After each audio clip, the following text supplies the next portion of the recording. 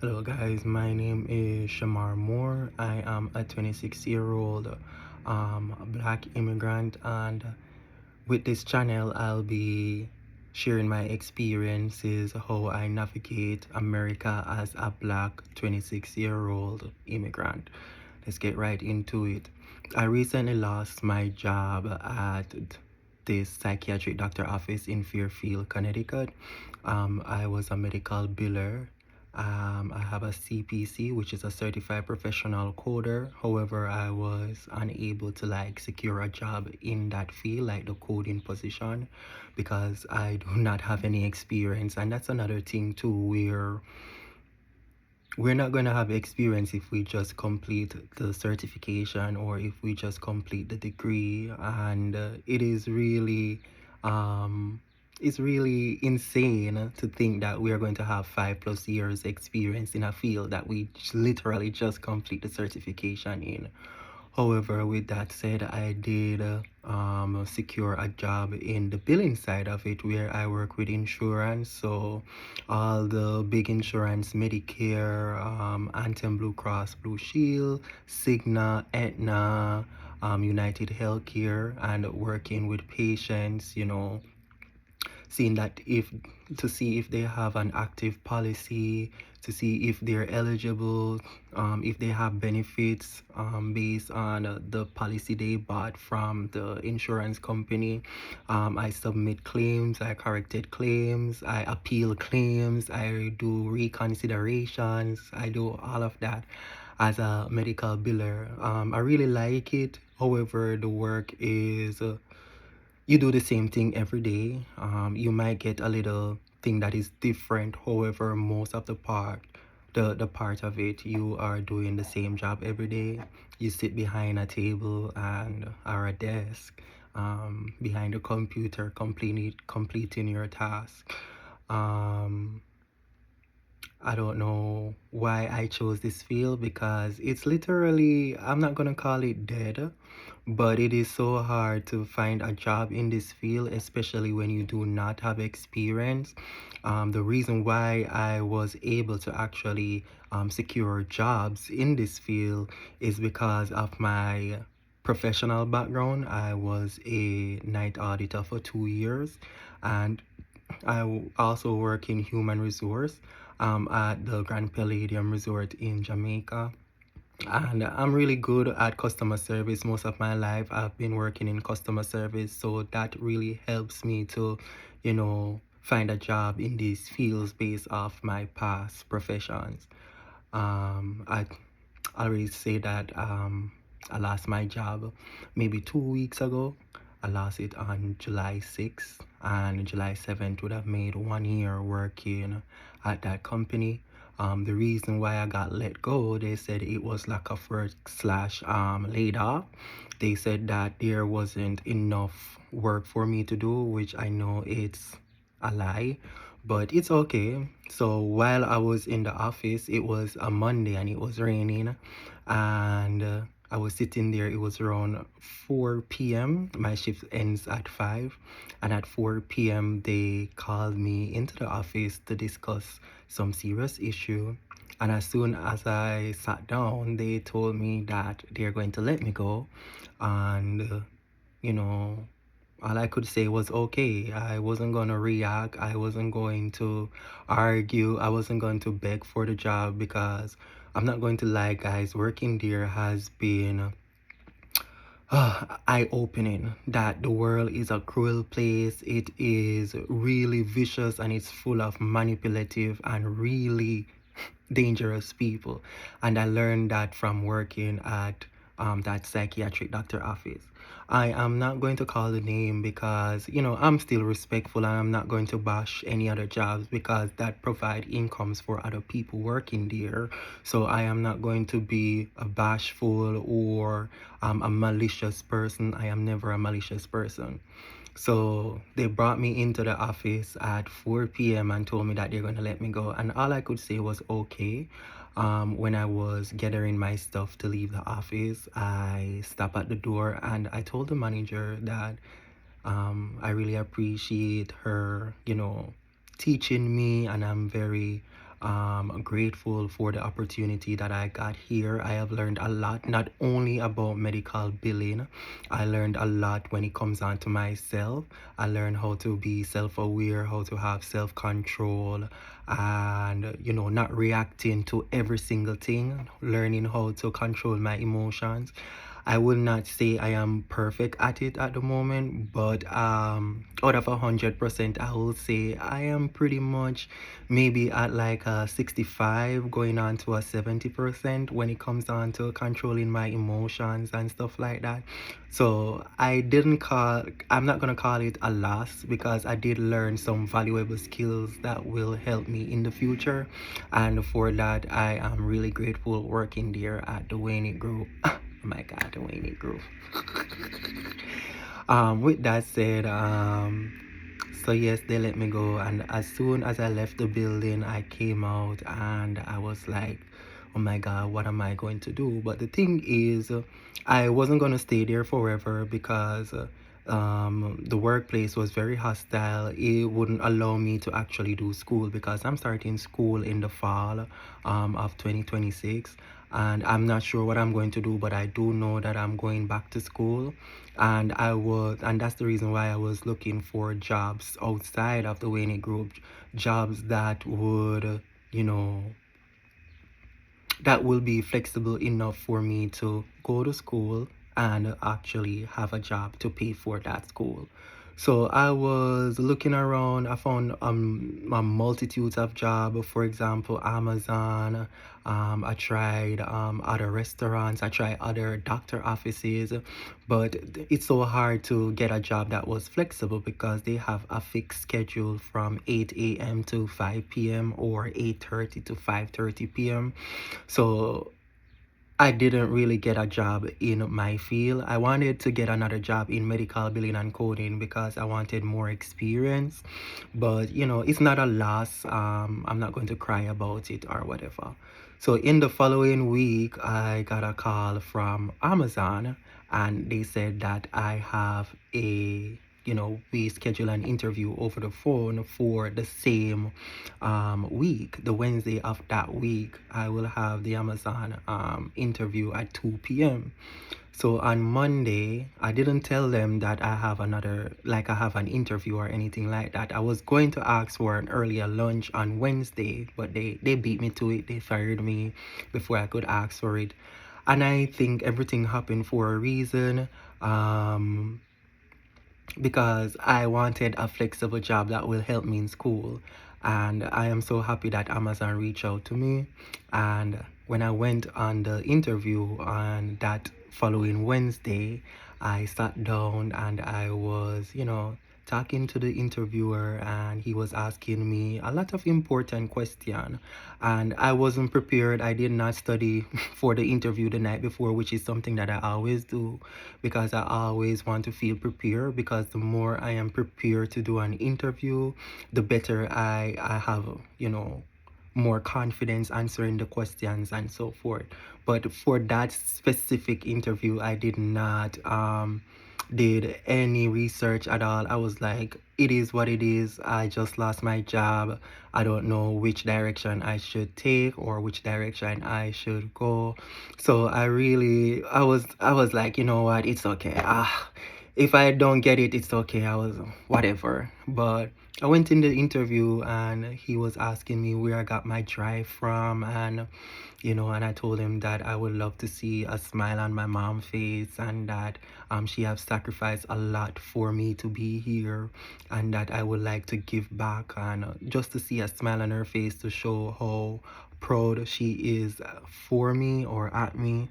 So that was another reason why it's a little eye opener doing an interview on Prepare. It is so funny. But the interview went well. The manager for the company, actually, not for Amazon. The position is a associate driver, or a driver associate. It is not a company under Amazon per se. It is a contracted driver company, a delivery service outside of Amazon. It is Reach Logistics. So after the interview, he told me that that our interview was the best he had from day, and that did something to me, and I realized that I am not stuck.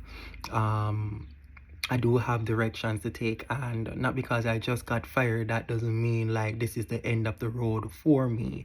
So I went ahead, I did the interview, I got the job. I did the background check already, I did the drug test already. I'm just awaiting them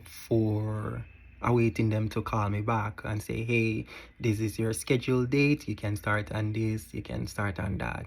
I already signed all the contracts I need to sign, how much I will be getting paid, and all of those stuff. But waiting on Amazon, I still have bills to pay. For example, I have a car note for $280. $280 every 2 weeks, so it's bi-weekly. So I pay that every 2 weeks of each month, $280. And then I have the car insurance for $241. I have my rent for $875, but the rent for July is already paid for, but I'm not sure where I'm going to get rent for the next month, which is August. And I'm telling you guys, I think when they talk about rock bottom, I think this is rock bottom for me. And I'm sorry, I just have to laugh because I only know about these stuff in movies, or I heard it from people that go through similar experiences, but I never really went like be at rock bottom. And I know like at rock bottom, I know like the only place to go is up, and that's the beauty of being rock bottom. You get to self reflect. You get to understand yourself better, understand what doesn't work, the old habits doesn't work anymore, and so forth. But it's really funny that all of this happened in such a short while. And then back in last week Thursday, my car chose to give me some problems and the tire burst. I don't even know why the tire burst. I don't know if I hit a pothole or if I hit a nail. I'm not sure, but the tire burst. The on the left back side of the car, that tire, the left back tire, it burst. It literally burst. It punctured and burst right open. And I was on the highway coming home, and I was like, oh my God, I can't stop on the highway. And I pulled over on the soft shoulder, and I went out to inspect the car wheel. And I was like, oh my God, I am 13 minutes away from home. I was driving home from my aunt's house, and I'm 13 minutes away from home. And I was like, I can't call the towing service. That's going to be a whole lot of money. It's going to be 175 or even 200. I do not have that kind of cash on me. So I was like, oh my God, I have to drive on this wheel 13 minutes away. So I sat in the car, and the car is moving and shaking because it's uneven and the wheels are rocking. And I was like, oh my God, it was just me and God in the car. And I was like, oh my God, just let me reach home safely. And I'm there and I'm driving. And I'm like, oh my God, what else is the universe is gonna throw at me? I was smiling. At this point, I could not even get upset. I could not become aggressive because I just couldn't. It didn't make sense for me to get mad or anything like that. But it is what it is. I drove home. I didn't get to reach at my house like exactly there. I parked 5 minutes away. It was a 5 minute walk from where I parked to my house. And I got out, and it's just me and ChatGPT, guys. It's just me and ChatGPT, and ChatGPT told me what to do. It asked me to hook a picture of the wheel because I thought I was going to get a new wheel because the tire was completely gone. And I was like, oh my God, this seems as if I need to get a wheel or anything like that. But ChatGPT, being one of the best app ever created, He told me to calm down because I am not a mechanic and that I should get a mechanic to inspect the wheel or the tire before I go about getting a new wheel. So I waited until in the morning and I called the towing services. It was $130 to bring it from the spot where I park to the garage. And oh my God, it was $130.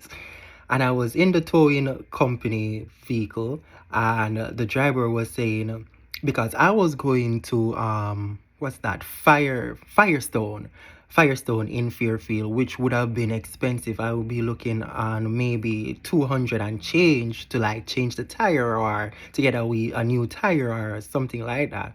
But the driver was, thank God for him, he said that I look on the wheel or I look on the tire, it's not that bad, you don't need a new wheel. You can get an old tire and they will replace it for you.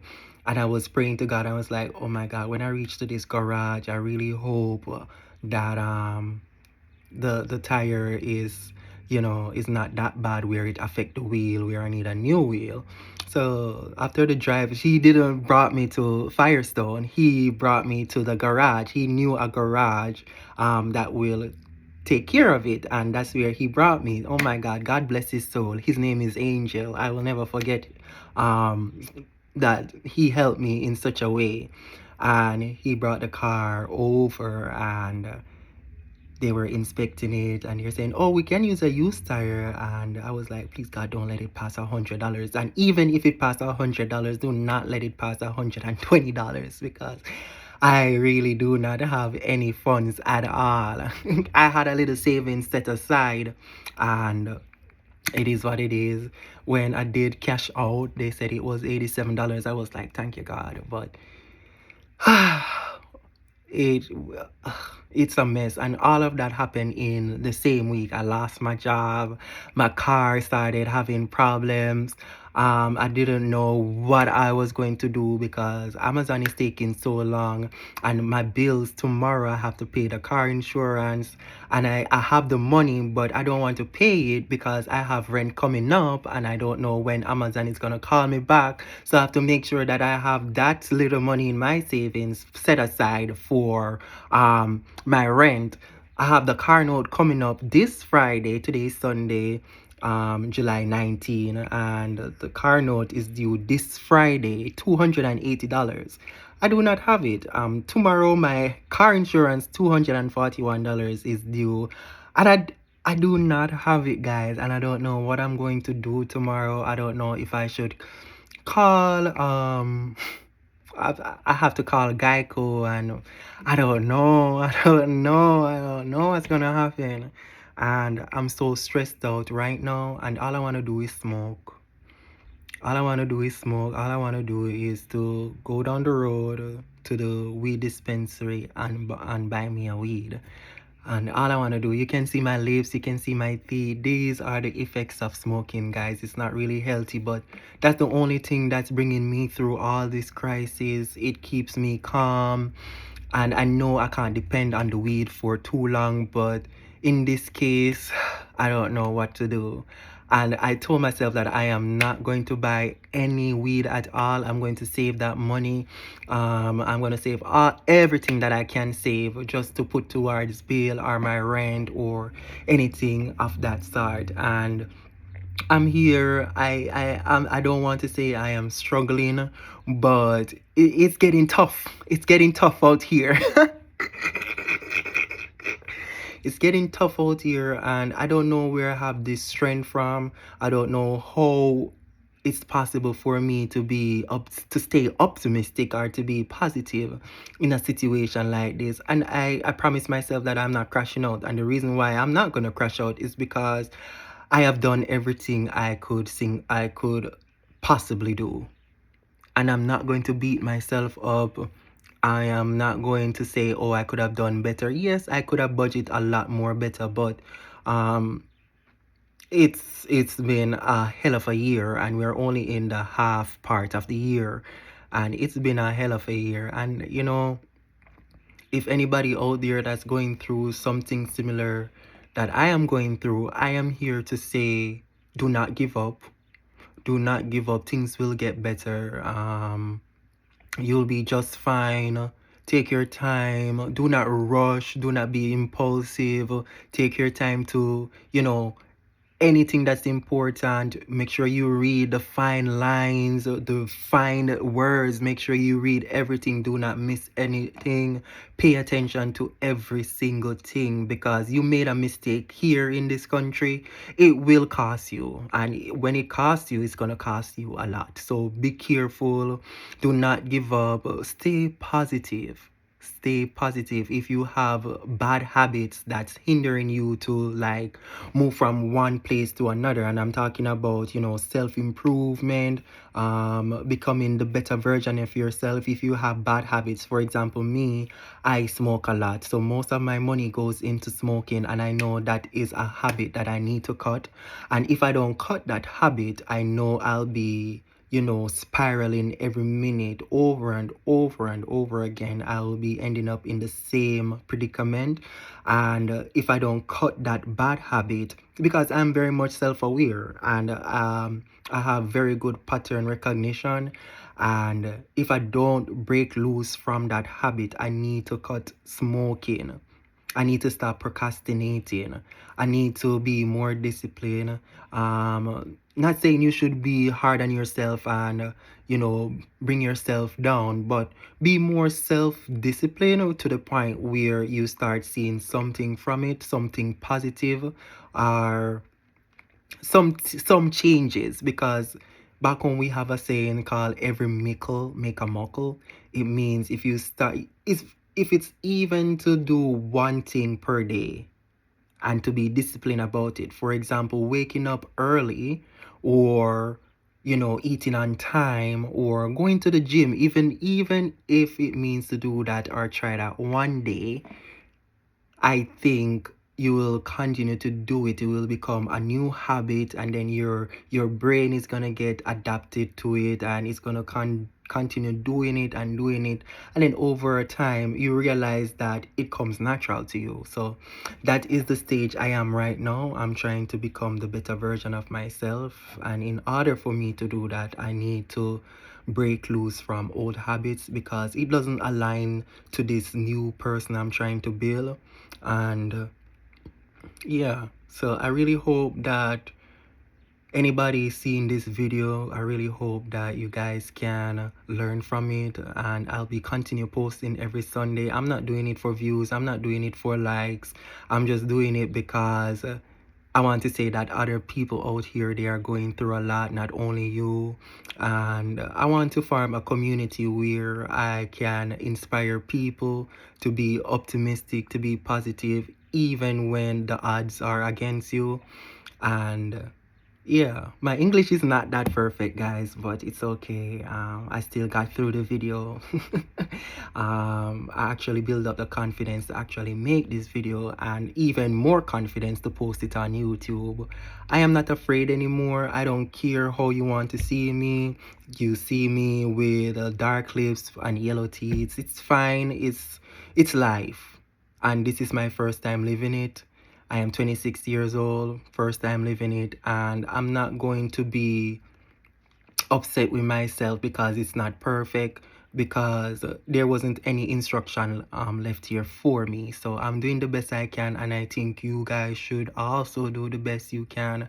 Give yourself grace. Sometimes hug yourself, like it's okay, and you'll be fine. Just don't give up. I'll see you guys next time.